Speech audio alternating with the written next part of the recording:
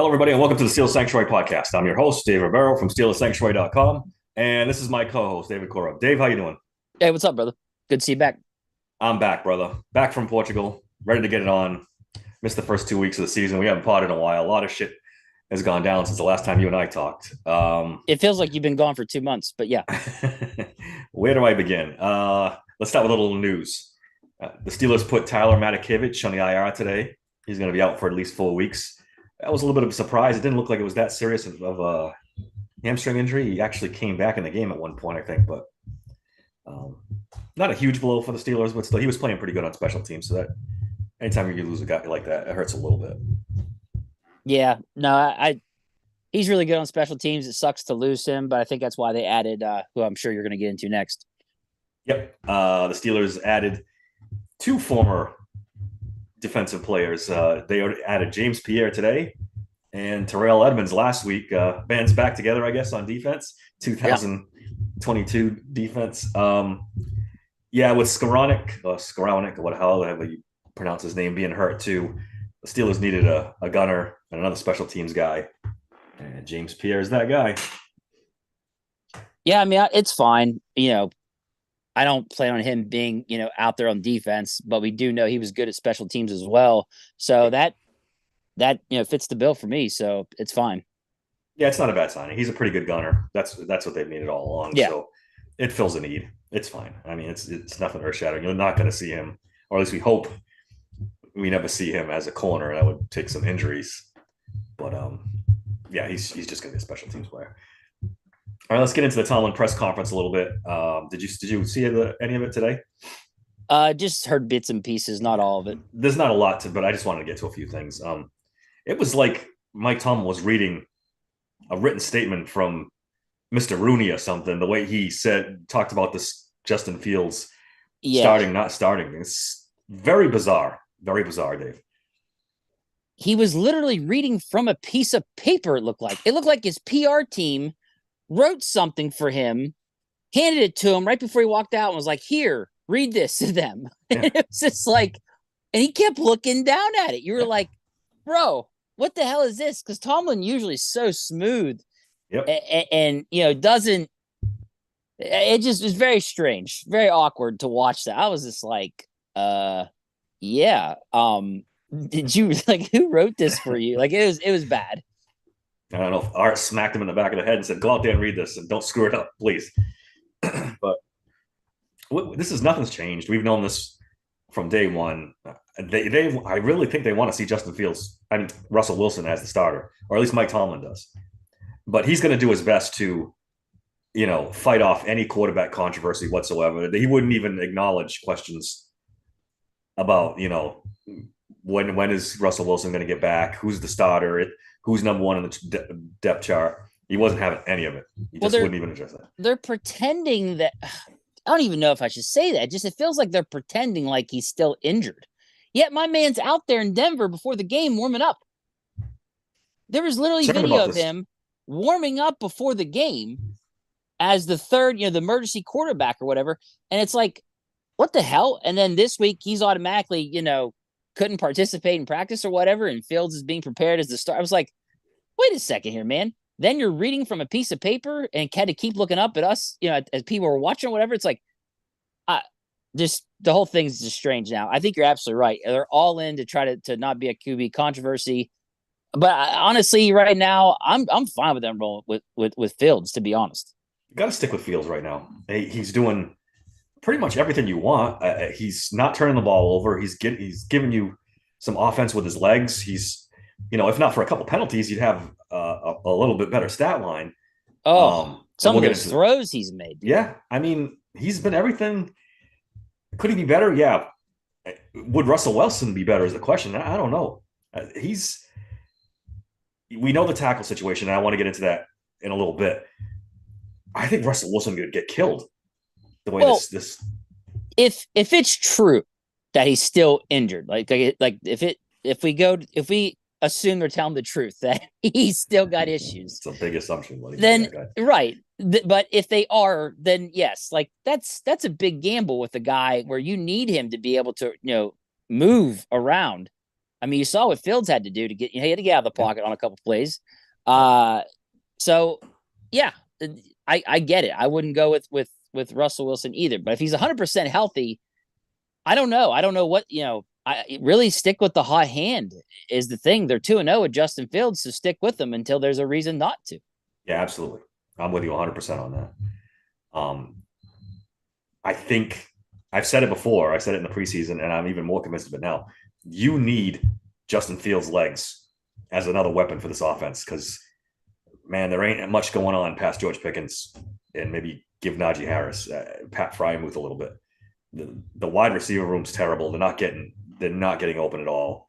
This offense isn't producing much. You need Justin Fields' legs. You need more. Justin Fields running.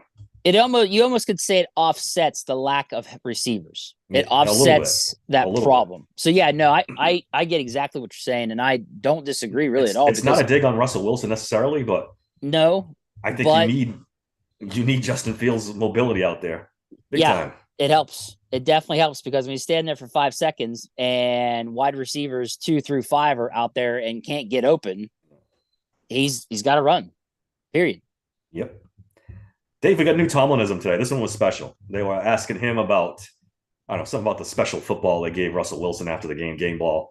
And Mike Tomlin said they asked Tomlin to explain about more in detail about this game ball that Russell Wilson got. And his quote, "I can give you all the ingredients of the hot dog, but you might not like it." That might be the greatest quote ever. I mean, he's just... he drives me crazy sometimes, but some of the shit he says during press conferences, it's another level. It's another level. I don't know if you heard was it yesterday? Whenever they were talking to Justin Fields. So they were giving out something called a petty ball. I don't know if you saw this or not. Yeah. And so basically literally, and he said, because Russ got done dirty out there or whatever. And you're like, oh boy. So I thought that was kind of like, so they do these petty game balls for when guys face, their old teams and stuff. I thought that was pretty interesting. And that he admitted that out loud in front of everybody that they hand this kind of stuff out there. But can you imagine Russell Wilson getting a game ball handed to him? He didn't even fucking play. He barely broke a sweat walking out from the clubhouse to the side. And I mean, he is the masterclass politician of football. Man, but I wonder when he gets home behind those walls. Oh, I'm sure, dude. He's got to have a bad taste in his mouth from Denver and the way Sean Payton treated him and the way they just basically paid him to leave. That's got that. I don't care who you are. I'm not even talking about. I'm talking about this whole them, giving him a petty game ball and he didn't even play. Oh, you think that he's kind of aggravated about that too? I do wonder. Kaboli had made that comment. He had a scowl on his face in the locker room after the first game in Atlanta. Maybe. I mean, he wants to play. I'm sure he wants to play. Right. But I do wonder if he's starting to get pissed off or not. It's possible. But you got to sit back and assess the whole situation. He's got to see. And these guys are competitors. They're not going to see it. They just want to play. Right. There's no explanation you can give them that's going to make them feel better. They just want to play. Well, this is a good segue to what I really want to get into. They asked Tomlin about the rotation thing, and he gave an explanation, which I guess makes sense, but on a whole, it doesn't. I mean, he said he wanted to start Fuatanu. They were very excited to start him, but they weren't sure about his conditioning in Mile High, so they wanted to do a rotation to give him some time off, and it didn't work. I give them credit for having a decent excuse. At least it wasn't something stupid. Because I was puzzled because I could not figure out a reason for why in the world it was happening. And I'm glad that they came up with a conditioning reason, if it's even true. I don't, because I'm sitting there and I'm like, I'm sitting there and I'm thinking, I've never heard in my entire existence of a rotation at a tackle position in football. I've never heard of it ever. But if that's the excuse they're going to roll with, that's probably the best one they could have thought of. Dave, we have to have a serious conversation about Broderick Jones. Oh, and by the way, not that I agree with doing this. I don't. Yeah, I mean, it was asinine to start rotating tackles. Just horrendous idea. Yeah, if you don't think he's physically fit enough to last the whole game, don't fucking play him. Don't play him. Wait another week till he practices another week and he's got his legs under him. You don't fucking rotate tackles. Yeah, I've never heard of it. At this point, I swear they're out to sabotage Broderick Jones. What other explanation is there? You don't start the guy over Dan Moore his first year. I get it a little bit, but it didn't make sense. Whatever. Then you play him out of position. Again, what are we fucking doing playing guys out of position? And then you bench him. And they say, wait, no, just kid, you're not benched. You're going to rotate. I'm going to rotate. I'm going to sit my ass on the sideline for a couple series, come in, dry and when everyone else is all lathered up and try to fucking play. Yeah. What are they doing to this kid, dude? This is an epic fucking ruining of this kid's career. And on top of that, you're ruining his trade value because he looks like shit when he goes out there. Someone had floated out, well, maybe we should trade Broderick Jones for a receiver. Who the fuck's going to trade anything for Broderick Jones now? He's a fucking train wreck. Well, I'm not going to trade for that kid. In theory, teams that know they can fix him. Well, yeah, I bet you Sean McVay's out there saying, I can make that kid a Pro Bowler. Yeah, you're right. That's my point. Everybody knows the way the Steelers go about this stuff with their offensive line is awful. So people could actually be like, okay, I'll give you a number 2 wide receiver and grab what I could possibly be a Pro Bowl offensive lineman, but look, I agree. They botched this thing with him big time. Even now they're saying that he's more of a swing tackle than any of them. Did you hear? I think Thomas said that. Spin about the swing tackle. Yeah. So you don't trade up in the first round for a swing tackle. Yeah. Don't tell me that. That's Chris Muller on 93.7 The Fan actually made a good point today on Twitter about how it was last year. What was it? Game 5 where Moore got hurt or something. They had to plug in Jones. They should have kept him there the rest of the season. Absolutely. And he would have got he would have got way more out of that.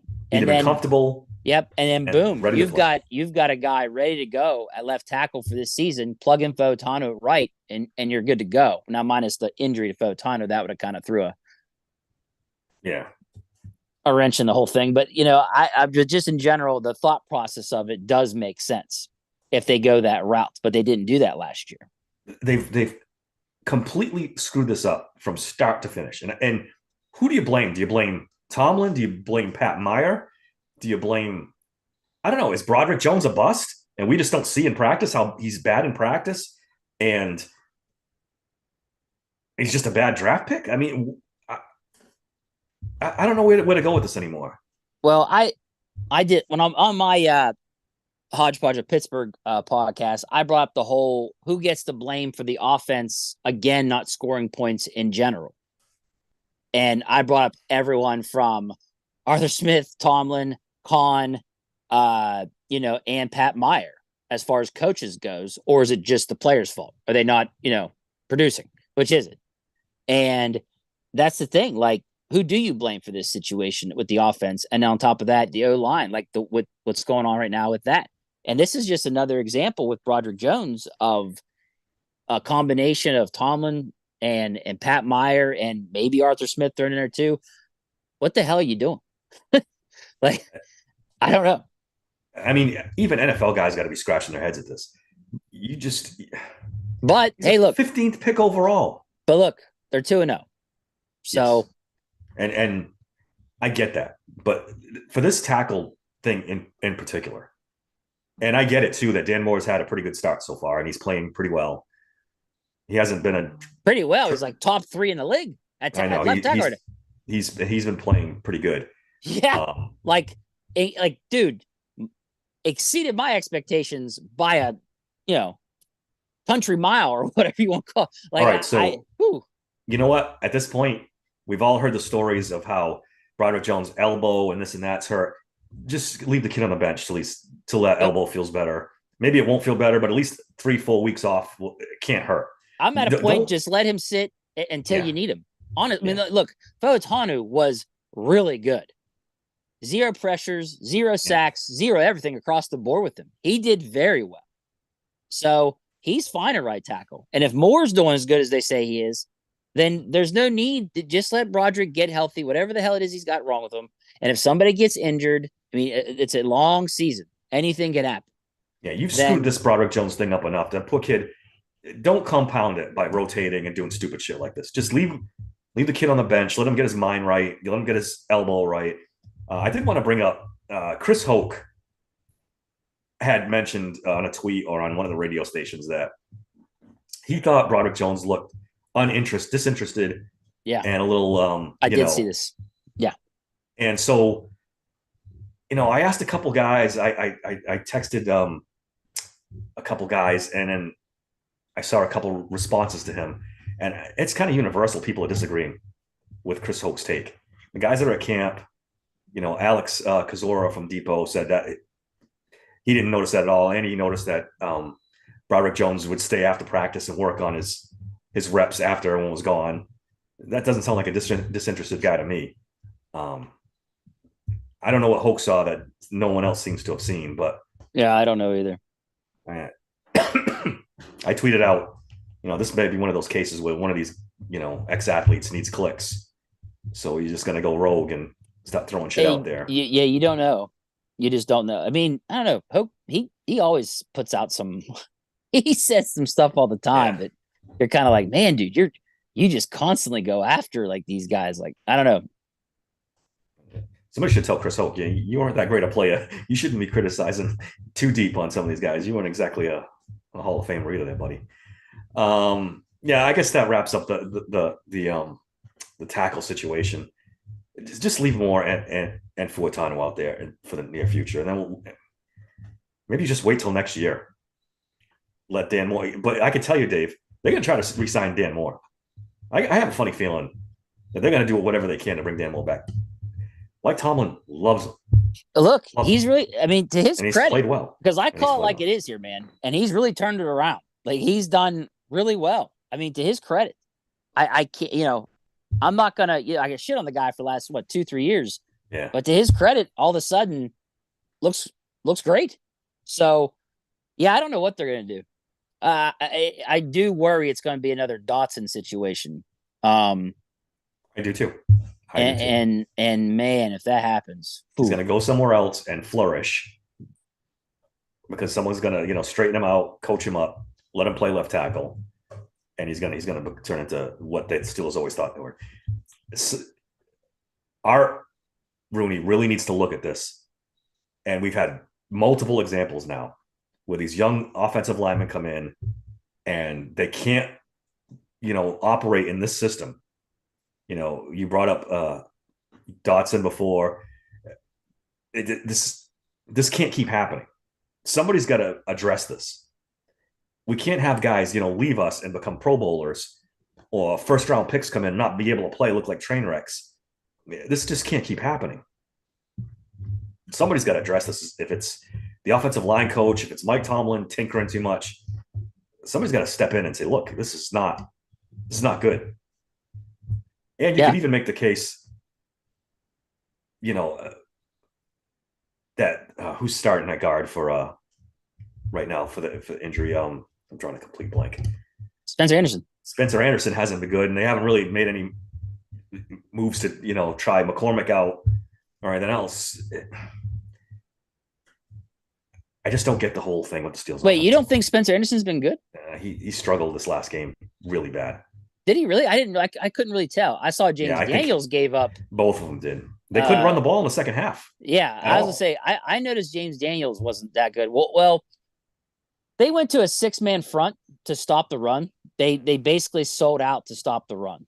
So that to me was more on Arthur Smith for not adjusting to that. Yeah. Is that Arthur Smith or is that Mike Tomlin? One of the two. Either way, they had Najee, Warren, Patterson all running into a fucking brick wall. Yeah. It's just like, come on, man. Do something to make them want to rethink their strategy there, and it just didn't seem like they did. All right, let's do some good news. The Steelers are 2-0. They lead the AFC North. They are somehow, some way, winning these games. I don't know how. They've scored one touchdown in 2 games. I can tell you how. They're giving Defense, everybody right? the Yeah. D in defense, baby. Yep. That's pretty much what it is. Um, they looked pretty good in the first half. You know, they had a touchdown drive, looked pretty good. In the second half, it just stopped. And like you said, the Broncos decided to sell out against the run, which we talked about. You know, a lot of teams are going to do this. Yep. They're going to see the formula. And what do the Steelers have to zig? You know, they zigged this way and being a heavy running team. Now, how do you zag when teams say, no, you're not going to run? We're not going to let you. And what do? You got, and again, I don't want to be negative through this whole podcast because they're 2-0, but this is not sustainable. Your number 2 and 3 receivers can't be 5 receptions for 28 yards over 2 games. 2 games. And expect to win in the NFL. It's not going to happen. Did you see my Noah Brown post on Twitter? I did see Noah. Bro, in one game, 3 receptions, 53 fucking yards. Like a dream scenario for the Steelers. Like, I no words. Anyways, yeah, dude, look, here's the thing that I'm actually, like, because we need to dial it back with all the negativity. Here's the thing. The Falcons win now looks more impressive now that they went into Philly and beat Philadelphia. Yep, it does. You beat Philadelphia's defense gave up how many points to them? Yep. And our defense shut them the fuck down. Minus what? 1 touchdown. Wasn't that after a bullshit penalty or something too, if I remember correctly? So, like, dude, that defense of ours is so fucking good. Yeah, we talked about it. It's legit. It could be number 1 defense. It could be the number 1. They're in top 3. Man, I saw something about defensive, like, not EPA, I forget, or DOA or something. I saw it too. They're top 3. I was just like, wow, okay. And somebody made the point. They're the only team on the top 3 of that hasn't played the Carolina Panthers, who are the train wreck of all train wrecks. I saw that too. So like, dude, we've got something here, that defense. So defense is elite, man. It's elite. And if they stay healthy, and you know, Patrick Queen hasn't even really played well yet. Once he gets his feet under him and starts, you know, getting used to the defense, it's just going to take it to another level. Yep. You worry a little bit. Dante Jackson's kind of limped off the field a couple times. You don't want to see him miss any because he's played well. Too. Queen, you could tell was kind of busted up a little bit in that game. You're not going to go all season without any injuries, right? But you hope it's not for a long time or key players, right? So my thing here is they stay healthy. Oh, we're in these games. We are in these games. And that's why I want Justin Fields out there, because he can break a play. He can run 70 yards for a touchdown on any given snap. He could take it to the house. And you need that. You're golden because, you know, this team specifically needs that. Yeah, absolutely. This team needs it. Has to have it. And they have to have it. Yep. They have to have it. And, you know, Troy Fortano was good in this game. He's not going to be good in every game. He's a rookie. He's gonna take his lumps. So I just feel like if you put Russell Wilson in, he's gonna get killed. He's gonna hold the ball too long, you know, and he's gonna get killed. He might. Again, what good is it to have a quarterback who's better at going through progressions when you have receivers that are not going to get open no matter how long they have? Well, you know, it's got to be out quick or take off. Yeah, well, I mean, Fields has made some throws that he's been good, man. I really was impressed with. The throw he made, that 51-yarder call back. Yeah, I don't see many quarterbacks make that play. That's not many quarterbacks about Justin Fields. He's got all the talent in the world. Oh my gosh, he's got all the talent in the world. So if he just plugs in that a little more, and they're not so conservative, dude. But again, we got to figure something out with this wide receiver core. But dude, I'm to lean more positive with this. Just the defense has been immaculate, and I truly believe now that I saw what Atlanta did to Philadelphia to go in there and win that game. I think we do have something to really believe in here with this team, and hope that the offense gets better with it. And we got to, and the other thing too is we got to stack these wins now, as many as we can, absolutely, in the first half before we hit that freaking second part of the season. But we never got a chance to do our season record prediction, dude. No, we didn't, and it's kind of cheating now that they're 2-0. I Well, told the guys on the last podcast we did with the Steel Rings guys that I thought they would go. What I say, 9-7 and 9, 7-9. Did I say 7-10? No, 8-11. Seven. No, that's not right. I'm gonna say your math's really 8-9. 8-9. I'm still on Portuguese time here. My brain's okay. frazzled. Eight All and right. 9 is what I said. All right. I got them going 10-7. Did you? I sent you the text, I thought, the picture Yeah, of it. yeah, you did. That's right, you did. I had them winning these first 3 games. I had them beating all 3 of these teams.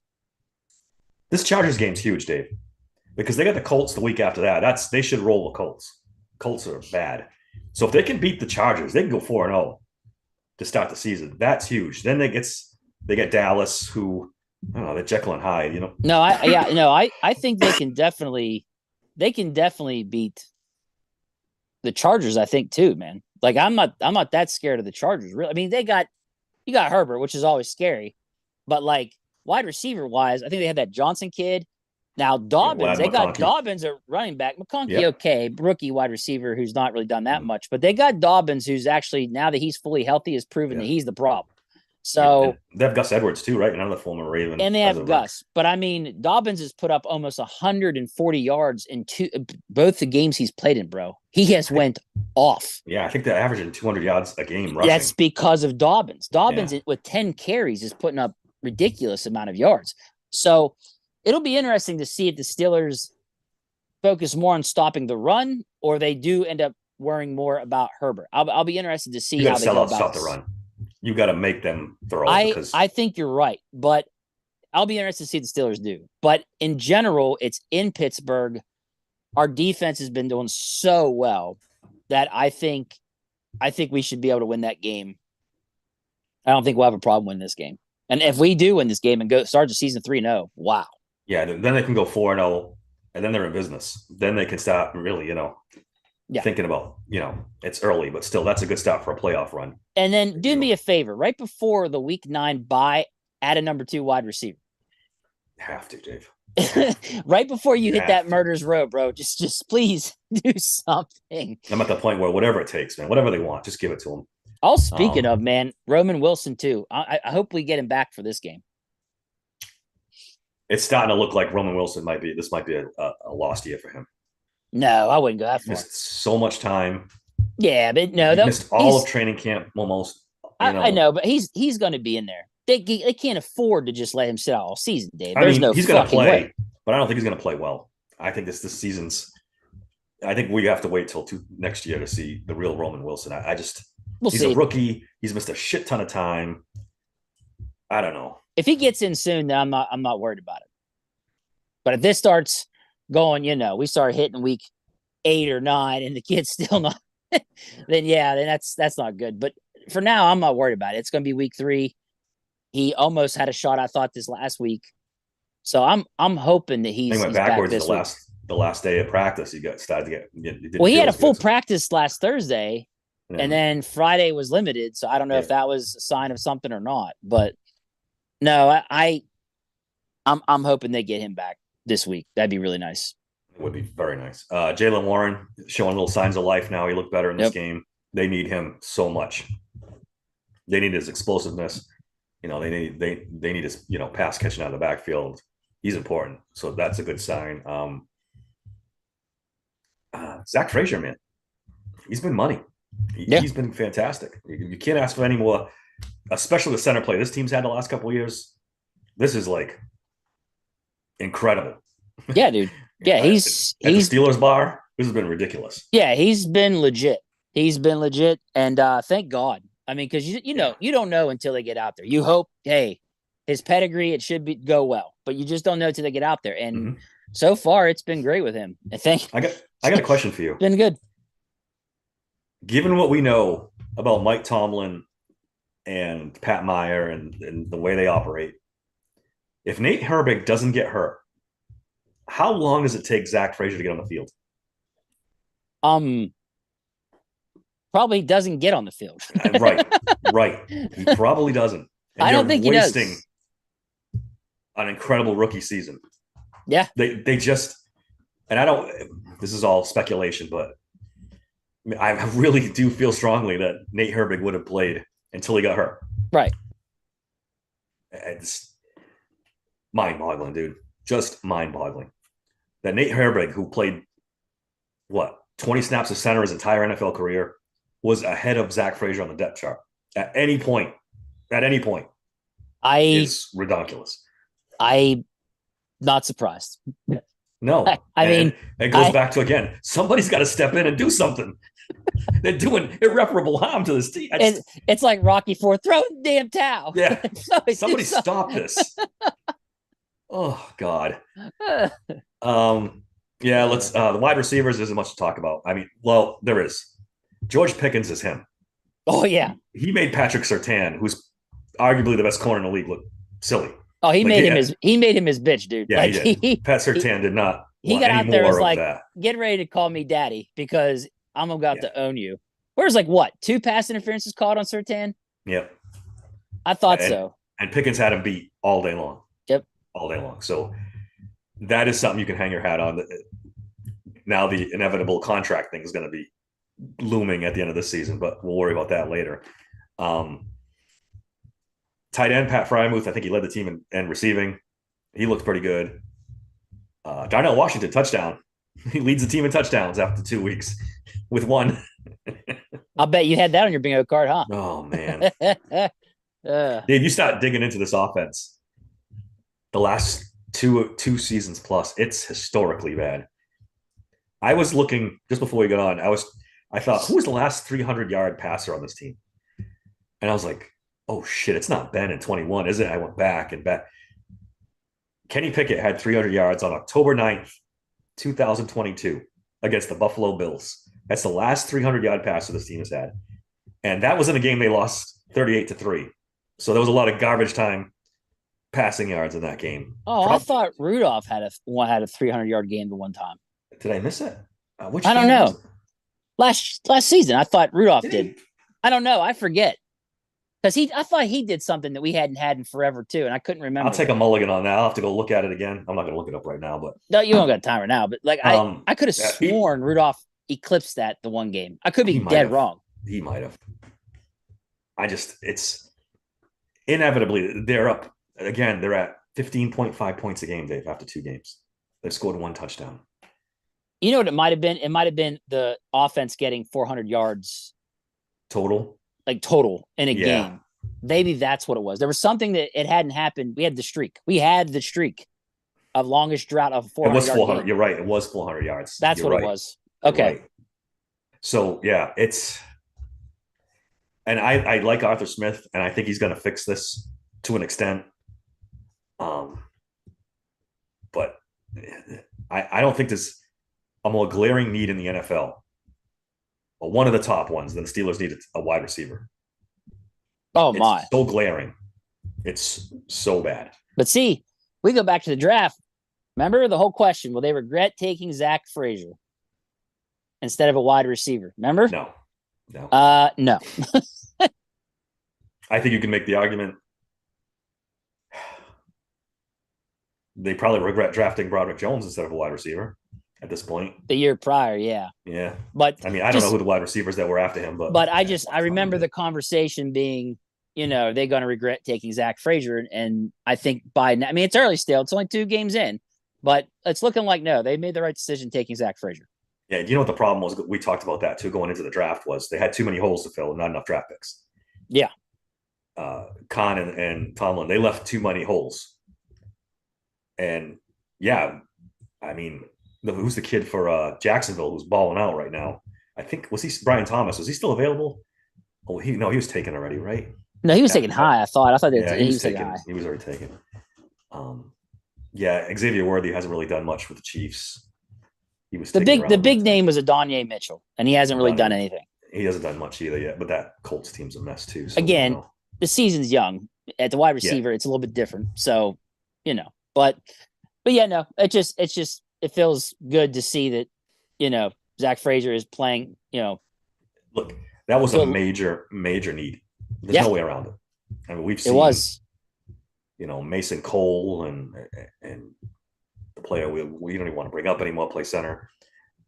This was even Pouncey his last year was pretty bad. So Yeah, it was. This is Yeah, a breath of again, fresh this air is for the the best. Steelers. This is the best play we've had at center in a while. Probably three, 4 seasons. Yeah. Yeah, I mean Mason Cole's first year was okay, Yeah. but Yeah. I guess you could say his actual first year. like elite or great play at center, Yeah. He never had that. it's been a minute.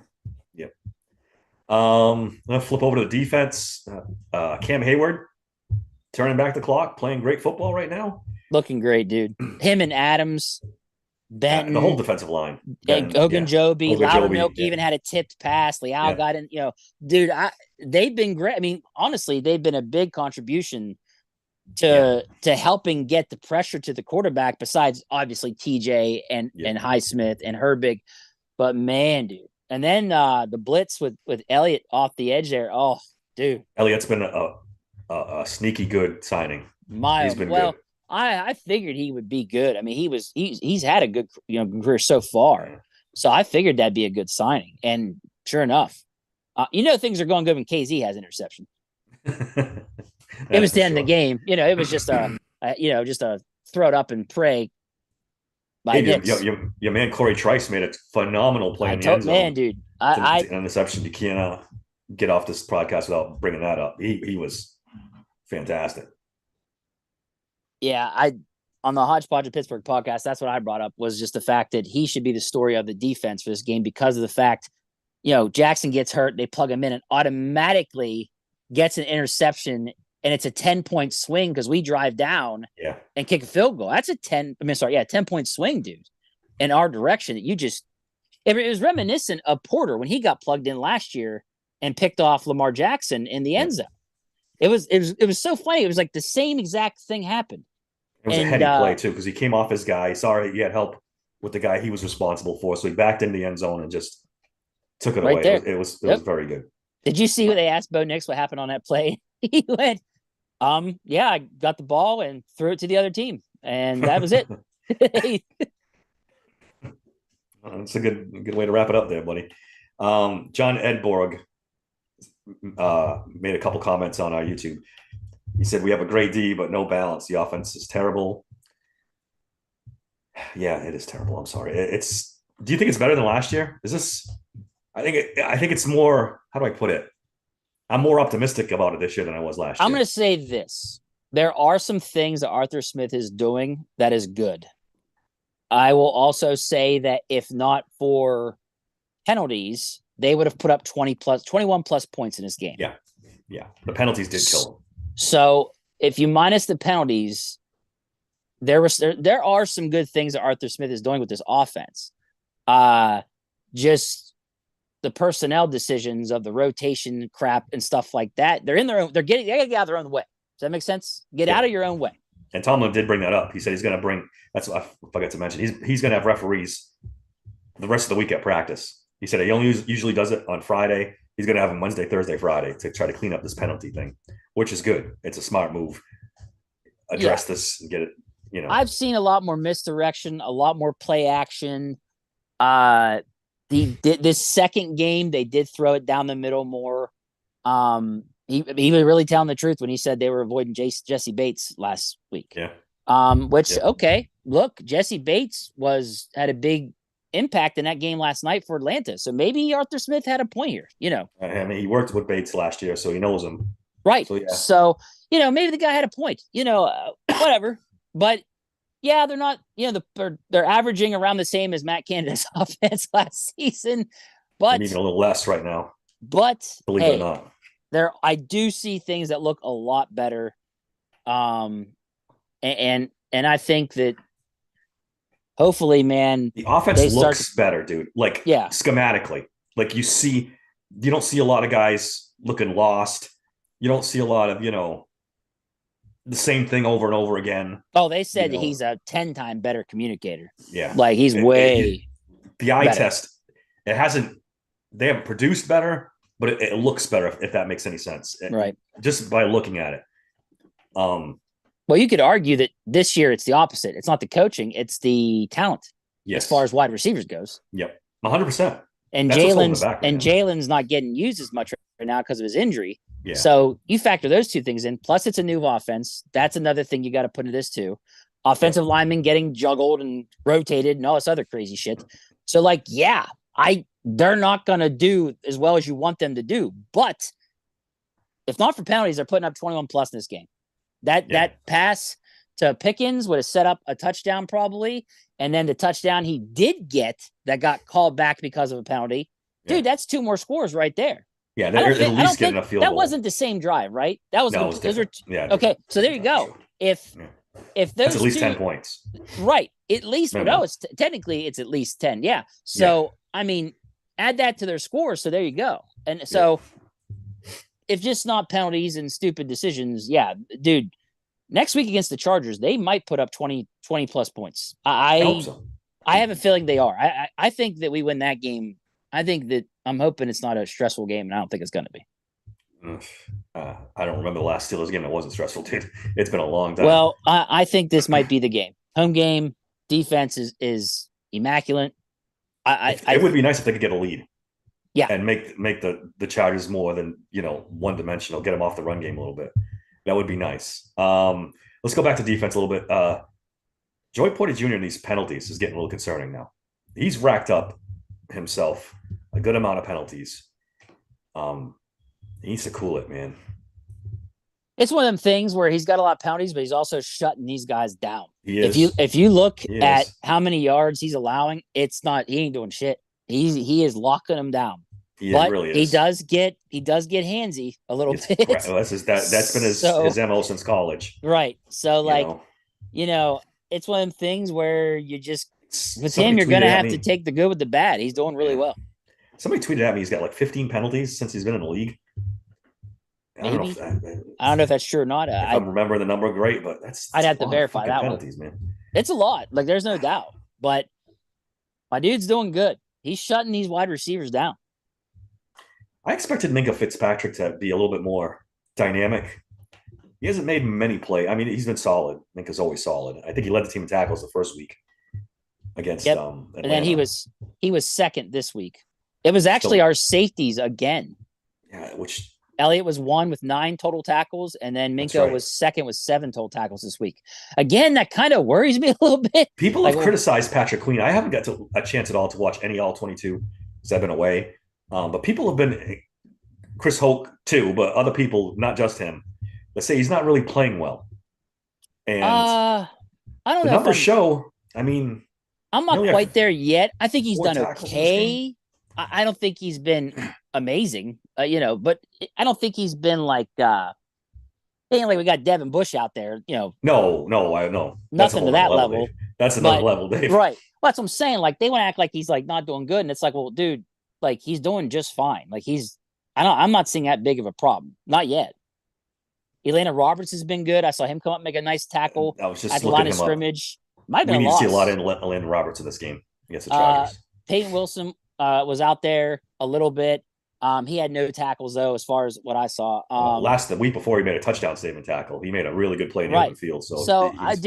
Look, as far as defense goes, the only one that looked shaky to me was Beanie Bishop in coverage. Beanie Bishop in coverage is an issue. He looked good on an open tackle on Nix when Nix tried to run out of the pocket. Yeah, that was great. Did. But facing Humphreys out in the open was not good. It was not good. Not good, Bob.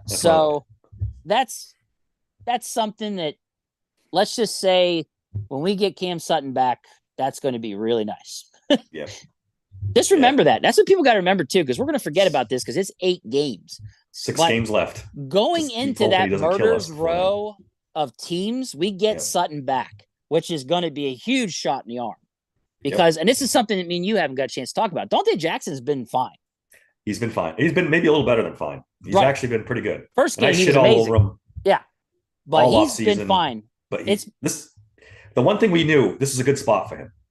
He's a number 2 guy. I told you I was hopeful he was trying to do too much in Carolina. And it looks like that might be true. With this team, it being so good, he just has to worry about his assignment. And that's it. Yeah. He doesn't have to cut for the number 1 guy. I think it's working. I think hey, listen, I give credit what credit's due. I didn't like the trade. I didn't like the player. It seemed like he was regressing, but he's been great. He's proven me wrong. Dude, He's Deontay been Johnson, I don't think has had over 20 yards receiving in either game dude, right now. that Oh no, quarterback. oh yeah, Bryce he's Young horrible. is Bryce Young's horrible. I'm just saying though poor that, Deontay Johnson. that He can't get a quarterback to save his goddamn life. No. He goes from Kenny Pickett to Bryce Young. No. I mean, Jesus Christ. Did you see teams are already calling about him? He's probably begging to get the hell out of there. He's like, man, the Steelers did me wrong. They Yeah. traded me this shit ass team. Yep, they did. I mean, it's hard to feel bad for DJ after some of the shit he pulled last year, but I feel bad for DJ. It's been bad. The Steelers should be like, hey man, 6th or 7th pick. Here you go. 7th round pick. Somebody had tweeted it. You could have him for a 7th. I don't know if you might have to give a little more than that, but you could probably have him for a 5th. I think it's 6th. I think it's 6th gets done. I take him back for a 6th in a freaking hot minute. Yeah. And I'd give you Van Jefferson back and back plus a 5th. Take Van Jefferson, take friggin', take everybody except Pickens and Wilson. Take them all. We'll go with 3 receivers the rest of the season. Ben Skowronek and whoever else you want. Take them all. They all freaking suck. It's not even worth it. Yeah. I take Adam Thielen, dude. I take Adam Thielen. He's the other wide receiver in Carolina. Bro, he's done. Like, he's done. I saw him running wide open and throw his helmet off after because he was wide open and he didn't get the ball. He was so freaking mad. I don't know.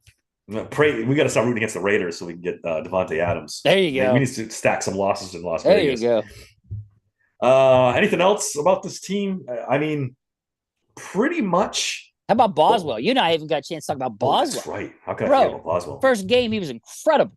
And then this game, another 50-yarder, if I remember correctly, dude. Because remember, he was struggling, they said, during camp.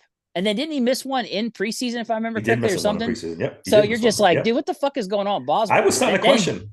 He shows up, and now he's just, my gosh. That switch, man. He's incredible. Crushing it. Yeah. Good call out by you. We haven't gotten to speak since Cameron Johnson got injured. Man, what a freaking bummer that is. What a bummer. They can finally go out and solve the punter problem, spend some money on the position, and the guy gets hurt the first week. It's fucking unbelievable. Yep. Nuts. But brought Wattman in, or how you say his name, and Corliss Waitman, and dude, he did great. Yeah. He was kicking the shit out of the ball. I was like, all right. Hopefully he fills in and they're all right. The return game, there's been penalties. I know. It seems like every time we do get something positive with that, the penalty brings it right back anyways. I see really flashes with Austin, but then he does dumb shit too. It's so frustrating. I'm so down on Calvin Austin. I don't know. I think he's got 2 catches for like 7 yards. I don't know. He's been. Oh, that's a whole different. I'm talking about a return game. Yeah. Yeah. Yeah, you're right. He does. He's so fast. He is, but it doesn't show up on the field. Like if he can get going, look out. But when he tries to go to that west-east stuff, sometimes he just gets obliterated. Yeah. Yeah. So all in all, it's pretty much what we expected. Elite defense, struggling offense, squeaking out wins. This team could easily be 4-0. You get the Chargers this week, you get the Colts next week, you roll into Dallas 4-0. You take a chance, and then you get the Raiders after that. You could be 5-1 easily. This is a big week, and we'll preview this game a little more later on in the week. But beating the Chargers this week could set them up nicely for the rest of the season. They really need to win this game. It's an AFC opponent. You want to win all those AFC games you can. Well, they got to stack the wins now. These first 8 games, stack as many as humanly possible. You have to. We don't know what the second half of the season is going to look like. Stop playing these better teams. God forbid they can't make a trade for a wide receiver, and we got to go the distance with these guys. Right. Somebody will fall through. They got to do something. It's pretty much all I got. Unless you got anything else, we covered it pretty good, I think. No, special teams, defense, offense. So I think that was it. Elite defense, offense is good enough. I'm hopeful that Justin Fields can be the answer for this season. I don't know if he's the answer long term. Oh, by the way, the thing we didn't bring up was all the penalties. Penalties were bad. 19 total. Yeah, it's been really bad. 10 for Steelers, 9 for them, for the Broncos. Yeah. And they had a few in the first game against Atlanta too, right? They've been penalized a lot, the Steelers. They got to clean it up. I think it's league wide. There's a lot of penalties. I don't know if you watch any other games. I don't know what they're just the flags everywhere. They're making it more about them now than the game, and it's getting really fucking annoying. You got to let some of the small stuff go. You can't just be interrupting these games like this. All right. That's all I got. Let's wrap it up there. You can follow me on X at SteelersSanct16.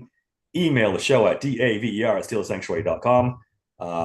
Hit that subscribe button, guys. We really appreciate that. Thanks a lot for the guys in the YouTube chat. Let me see if there's any more before we get out of here. Read some of these. John Edberg did also say that it was Kenny Pickett, the last 300-yard passer. Okay. In garbage time. TJ said, glad you guys are back. Thanks, TJ. We appreciate it. And Jennifer Pruser said, the punter Waitman and someone on the practice squad got a petty game ball too. Yeah, Waitman was on the Broncos too, so he got a petty ball as well. Yeah, there were 3 total. Yep. Thanks for that. We forgot about that one. All right, Dave, give me your stuff. Let's get out of here. Yep, you can find me on X at DMC3SSP. Don't forget, I just started up a new podcast called the Hodgepodge of Pittsburgh podcast, covering all Pittsburgh pro sports and college football as well. All right, until next time, thanks for listening to the Steel Sanctuary podcast.